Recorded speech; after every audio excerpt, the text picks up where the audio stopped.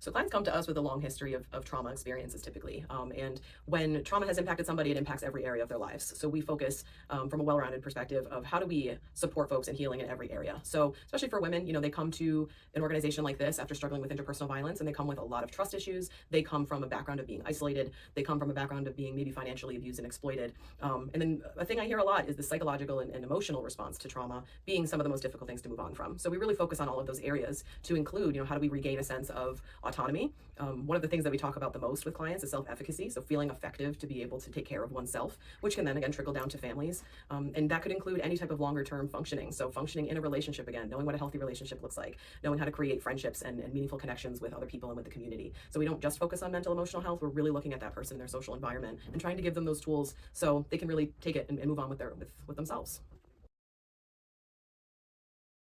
Shelter and housing is essential for our survivors. We have a housing clinic every week, and we have upwards of 40 to 50 folks coming into those housing clinic drop-in hours. The thing that they come to us asking for is a safe place for them to really rebuild their lives again. I mean, it is the foundation of building a safe and healthy future for themselves. Shelter is essential, housing and longer-term housing support is essential, and the supports that go along with those things, all of those things are absolutely essential to health. Physical health, mental, emotional health, social health, familial health. The list goes on. There's no way to really start and rebuild if somebody doesn't have a safe place to lay their head.